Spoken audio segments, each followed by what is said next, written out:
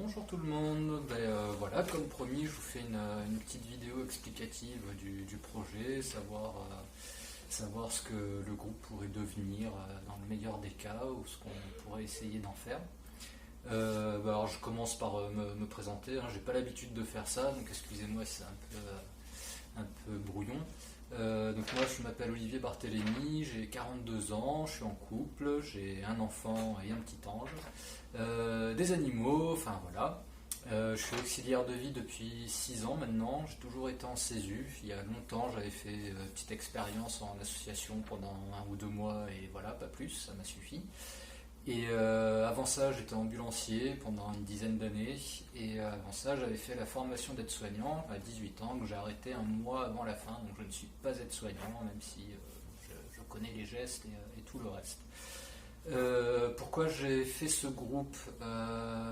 Parce que c'est très compliqué d'être auxiliaire de vie en CESU aujourd'hui. Il y a très peu de... en fait, c'est que le bouche à oreille qui fonctionne pour le moment, donc c'est très vite compliqué si on perd un patient, en cas d'arrêt maladie, c'est très compliqué aussi bien pour l'auxiliaire de vie que pour le bénéficiaire, les familles. Donc voilà, l'idée du groupe, c'est vraiment d'essayer de faciliter l'accès aux auxiliaires de vie pour les bénéficiaires. Et comme ça permet aussi d'essayer de pérenniser un peu le métier pour que les gens aient moins peur de se mettre en CESU pour tout simplement avoir de meilleures conditions de travail que dans certaines associations, même s'il y a des associations qui sont très bien, mais voilà, il y a aujourd'hui beaucoup de gens aimeraient se mettre en CESU mais n'osent pas franchir le cap parce que c'est compliqué de trouver du travail, il faut se faire connaître, ça demande un petit peu de temps. Donc voilà, donc l'idée principale du groupe, c'est vraiment ça, c'est vraiment de faciliter la mise en relation entre les auxiliaires et les bénéficiaires. Alors après, donc ouais, moi mon projet il s'arrête pas là, j'aimerais beaucoup qu'on puisse aller plus loin dans cette démarche et que sur à court terme, l'idée c'est vraiment de se faire connaître, de faire connaître le groupe pour la région, pour qu'il y ait un maximum de personnes qui puissent venir, aussi bien auxiliaires que des gens qui peuvent avoir besoin d'auxiliaires. Et donc pour ça, il n'y a qu'une seule chose à faire, c'est de se faire connaître. Donc moi j'ai eu un petit problème, donc je suis immobilisé pendant 2 mois chez moi.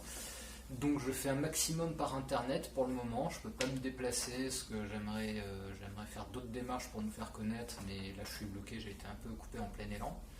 Donc aujourd'hui, le seul moyen que j'ai, c'est internet. Donc vous après n'hésitez pas à parler de nous si vous êtes auxiliaire, que vous avez déjà assez de travail, qu'on vous propose quelque chose.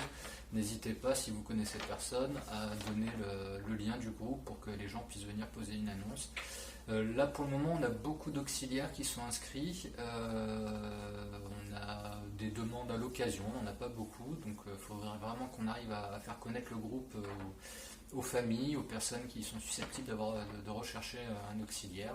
Je dis auxiliaire, je comprends d'aide à domicile, hein, c'est pour simplifier que je dis toujours auxiliaire. Donc voilà vraiment l'idée là pour le moment à court terme, c'est de se faire connaître, c'est tout ce qu'on peut faire pour passer éventuellement à quelque chose après de plus concret pour le projet.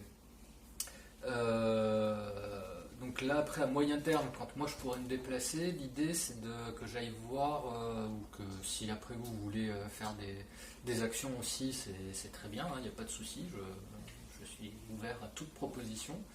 Et l'idée serait d'aller voir les mairies, d'aller voir les départements, ce genre de choses, pour parler un petit peu avec eux du métier d'auxiliaire, des conditions de travail et du fait qu'il y a peut-être d'autres solutions que le schéma classique des associations et tout. Donc je sais qu'il y a déjà des mairies qui ont en place des auxiliaires en CESU, mais c'est extrêmement rare et c'est très peu connu. En fait, j'ai l'impression que quand les gens ont besoin, s'ils appellent la mairie ou qu'ils ont affaire à une assistante sociale, ils les orientent quasiment systématiquement vers les associations. Moi j'ai eu affaire, je suis allé voir un CCAS et je me suis confronté à ce problème où de suite dès que j'ai présenté mon projet, au bout de 5 secondes on m'a dit non, les gens préfèrent les associations parce que c'est mieux remboursé par l'APA. Donc ce qui est vrai et faux, je ne vais pas rentrer là dans les détails, mais voilà, la prise prise en charge n'est pas la même, mais le coût de travail en CESU est moins élevé qu'en association. Donc ça se joue à quelques euros, je crois que ça se joue en gros à 2,50 € de l'heure de différence entre les deux. Donc voilà, moi je pense que ça vaudrait quand même le coup qu'ils puissent parler de nous, s'il y a des gens qui sont prêts à mettre un petit peu plus pour avoir un service différent de celui des associations. Où les associations, il y a beaucoup de rotation, alors qu'en CESU, l'idée c'est vraiment de former une équipe suivant le poste et d'avoir toujours les mêmes personnes qui sont là, qui puissent se remplacer pour les vacances, en cas d'arrêt maladie et tout ça. C'est vraiment l'avantage du CESU, c'est que le bénéficiaire, la famille, peut vraiment constituer une équipe pour avoir toujours les mêmes personnes qui viennent et que ça ne change pas, qu'il n'y ait pas un turnover comme dans beaucoup d'associations. Donc ça, voilà, c'est plutôt pour le moyen terme. Après, sur le long terme, voilà, l'idée, elle n'est pas du tout fixe.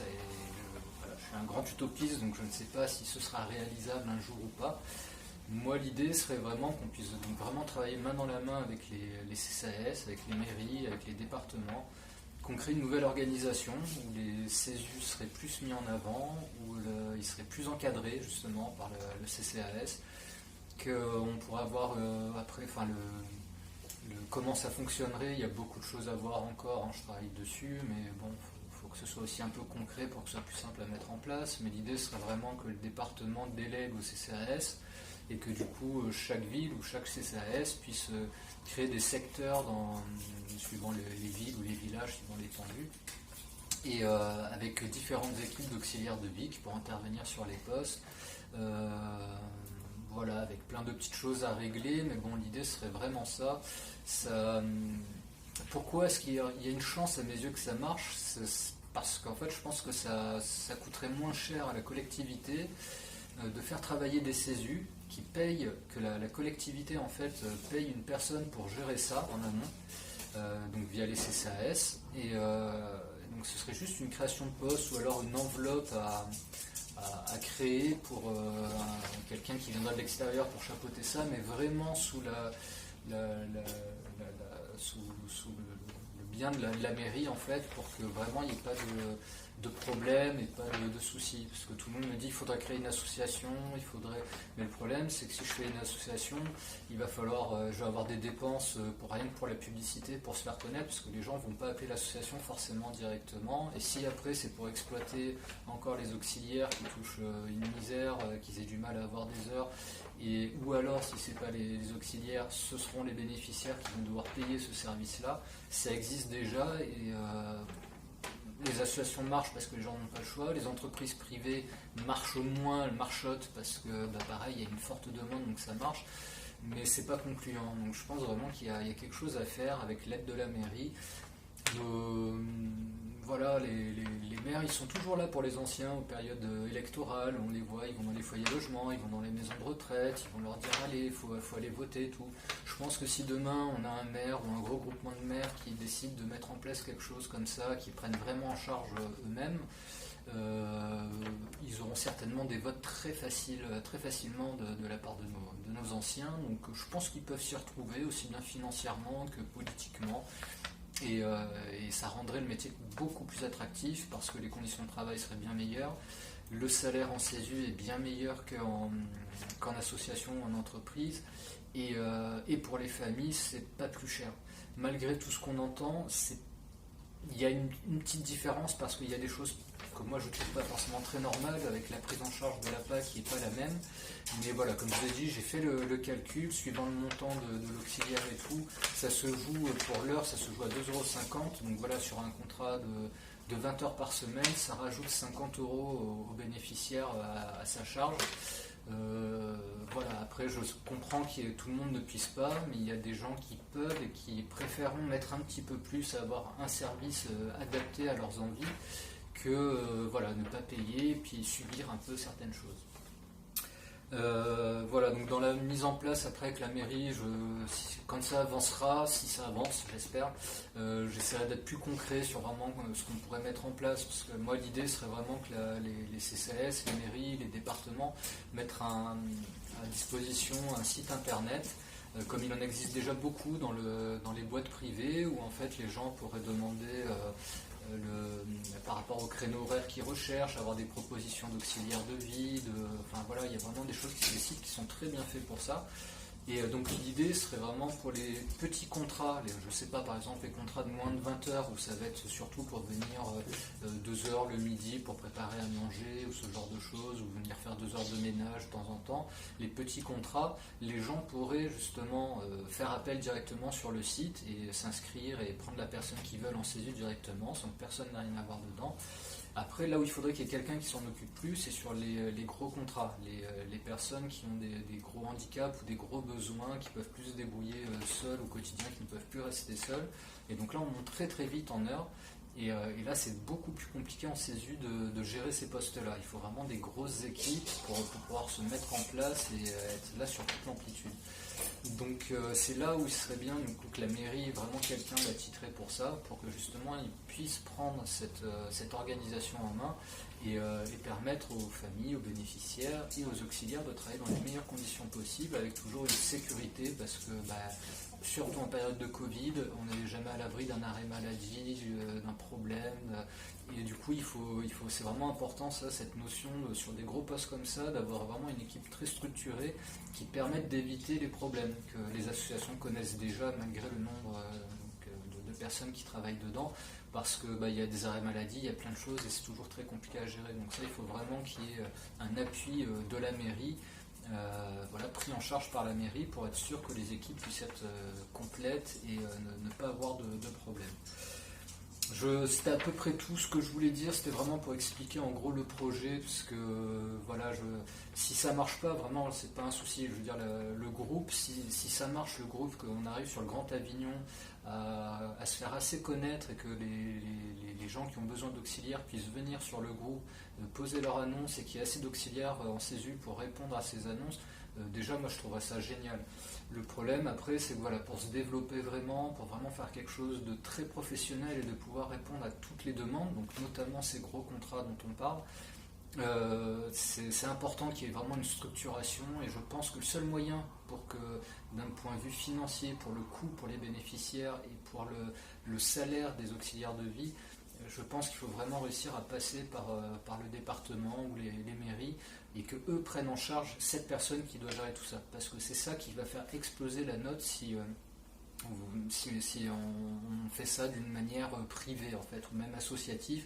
Il va falloir avoir des fonds, il va falloir faire de la pub pour se faire connaître tout le temps, et ça va être très compliqué à gérer. Donc après, à voir avec le contact avec les mairies, les départements, si on arrive à faire quelque chose, même si c'est pas le projet comme là moi je l'imagine.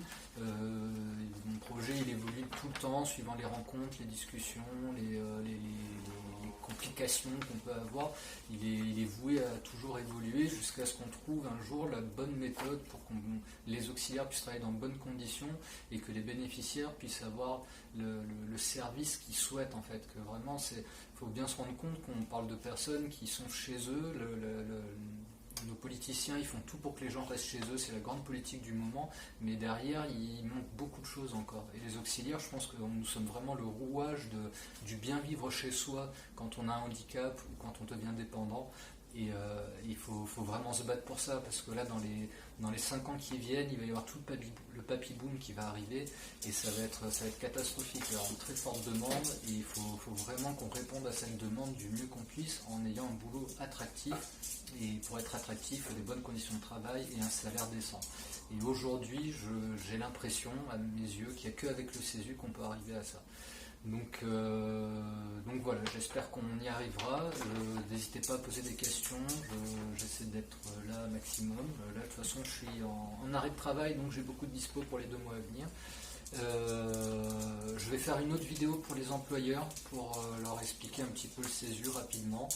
Et puis après n'hésitez pas, le format vidéo est plus pratique pour moi, parce que ça, si j'avais dû le faire par écrit, personne ne l'aurait lu, ça aurait été un enfer pour moi de le faire. Donc je le fais par vidéo, c'est une première, on essaye, on verra bien ce que ça donne. Merci, et puis vous pouvez aller voir la deuxième vidéo que je vais faire. Allez, au revoir.